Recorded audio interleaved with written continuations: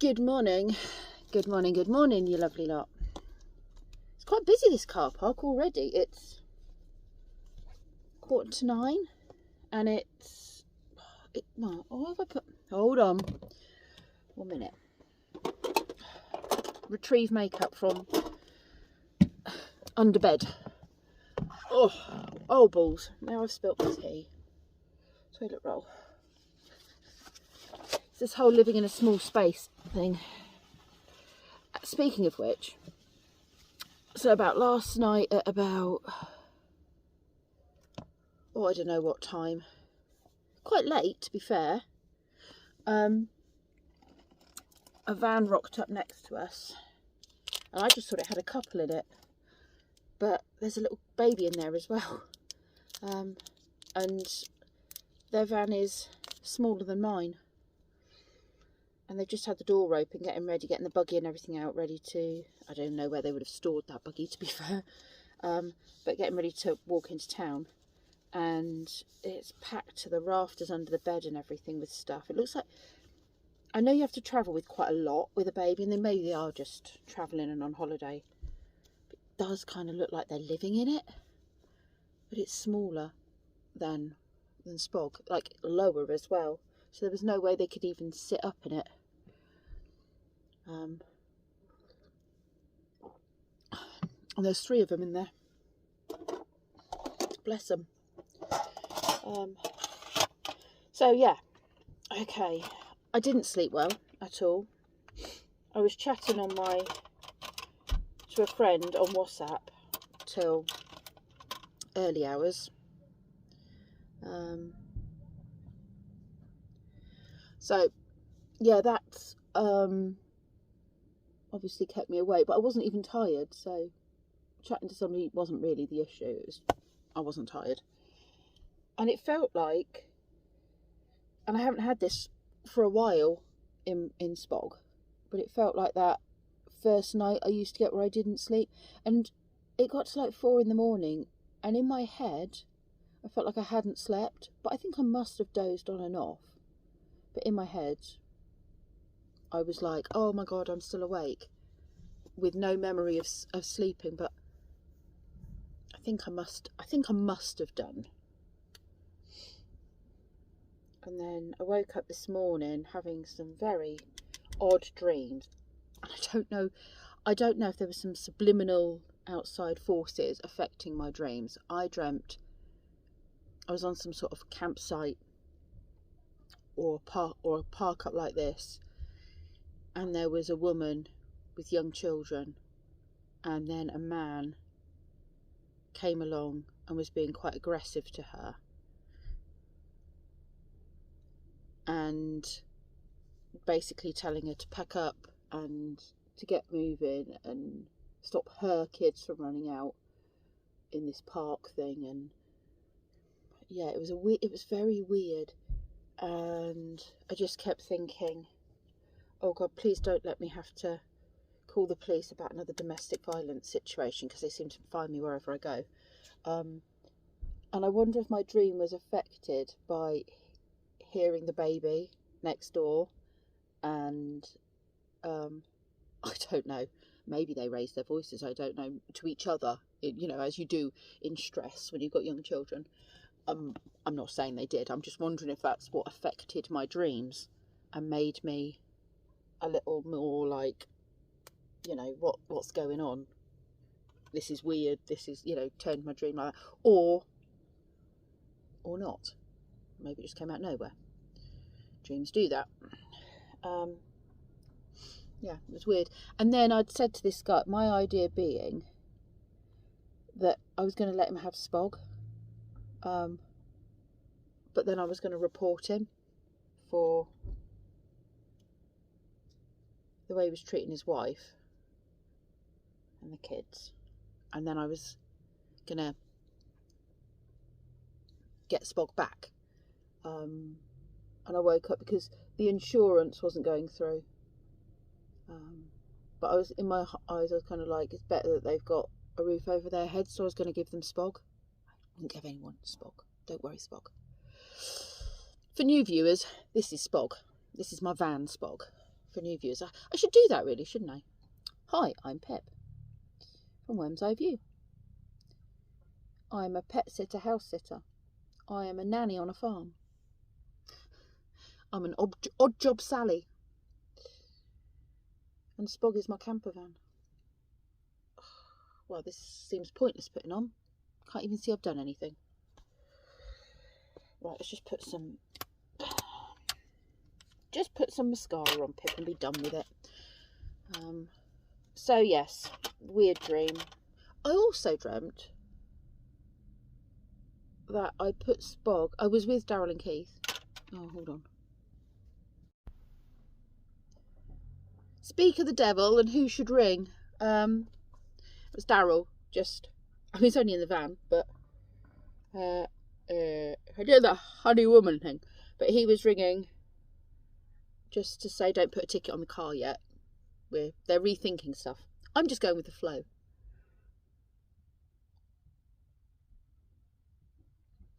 I wonder, do these people that do makeup and crime, like, when it gets to this bit, do they have to stop talking? Or have they mastered how to put mascara on without making that silly face that stops you doing anything? Like goldfish face. I don't know. I do not know. Oh, I have just had notifications come through for the video that went up yesterday, which was, I think I may have just eaten worms, or have I just eaten worms? And in that video, right at the end, and I have no chit chat to camera, and I'm saying that my body's changing. This is really poor lighting, I'm sorry. That my body's changing, and I'm going to start embracing it because it's the next stage of my life. And I just want to say thank you. I did not put that up as any kind of woe is me, or trying to get people to say nice things about me. That didn't even occur to me.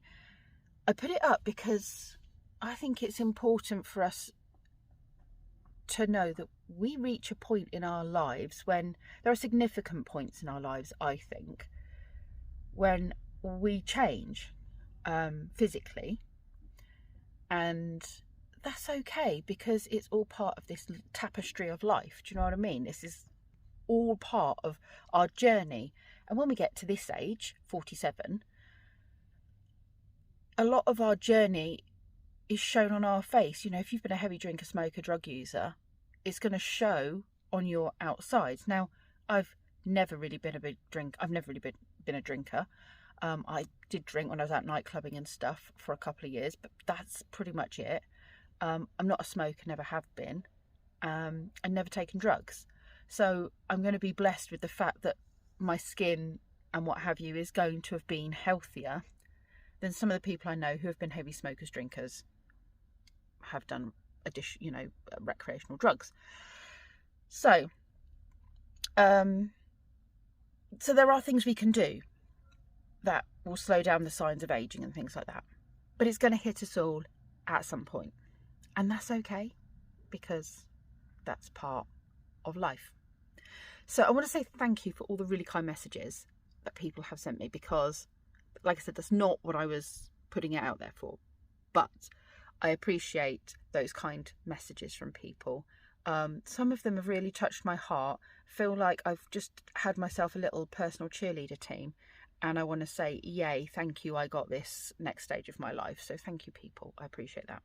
I am going to move on from that now. I'm going to go and drink my tea, find my hoodie, and start my day. Goodness me. People have got far more energy in the morning than I have. Yes, these are better people than me. Oh my God, it's never ending. How many people are running? Blimmin' heck. It's like a human conveyor belt. And that is the only way you'd catch me doing that now. I tried running, did it for a year, did get quite good, good as in I could run, which I've not been able to do before, and I could do 10k. Yeah, 10k. Kind of did the couch to 10k thing. But I've got no desire to do it now.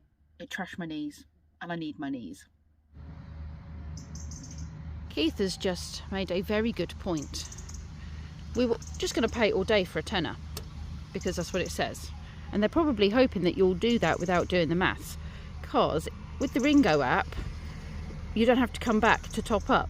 So you could be out, you can park here for 4 hours, which would take us up to 2 o'clock, 10, 11, 12, 1, 2, and then that's only £2, and then redo it on the Ringo app for another 4 hours, so it only cost us £4. It's like a £6 saving. I'm glad he came and looked at this, because I would have just put the £10 on without looking.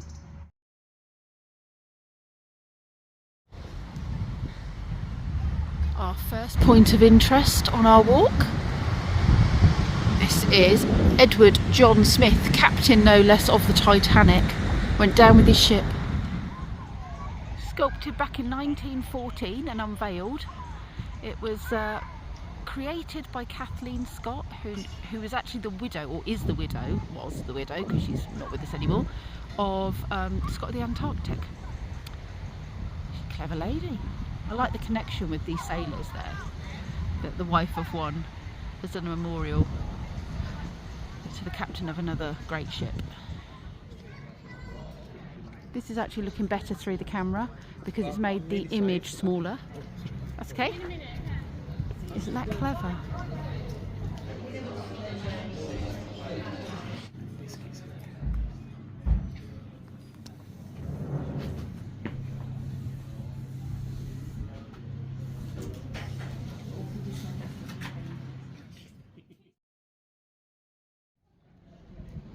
Oh, what a ladder! Oh, good lord!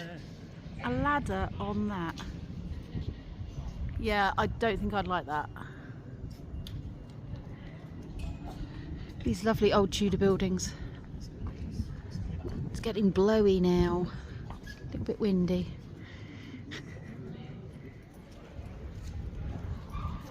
$15.10.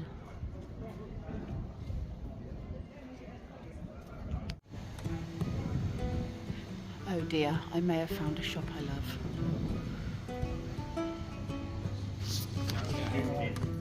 I've got sidetracked.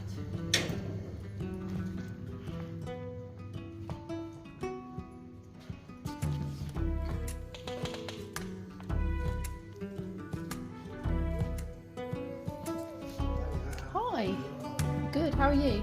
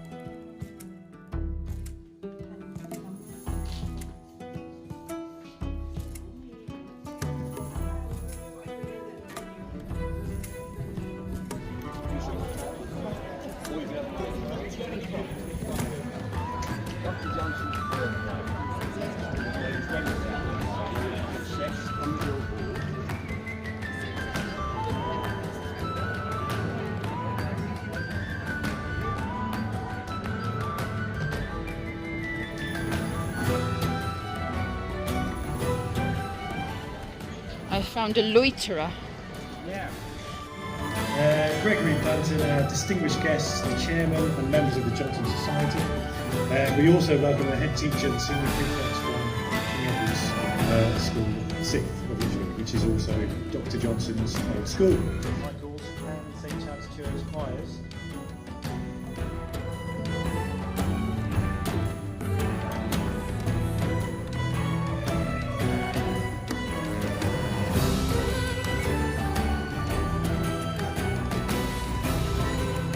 I find these lovely Tudor buildings just, well, beyond lovely, stunning.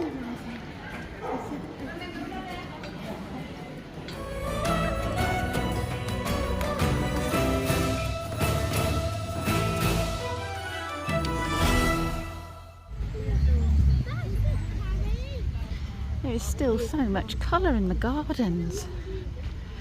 It's officially the last day of summer, and I'm not quite ready for autumn, I don't think. I think I still want some more summer. See the cathedral in the background. We've not made it that far yet. I need to go and charge my phone up.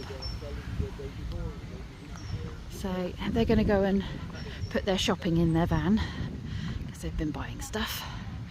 And well, there's that statue I showed you earlier, Captain of the Titanic.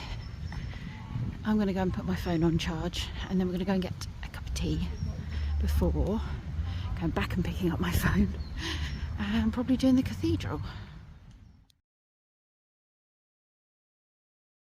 It's 10 to 2. I need to renew the parking here. My phone has been charging. We've just been and had a cup of tea over at the little cafe on the park, or one of the cafes on the park. But we're going back into town now because I've only seen a fraction of it because I was getting my nails done and spent too long in the crystal shop. Did I show you my crystals I actually bought? Loads. Yes, I have a problem. They're so pretty.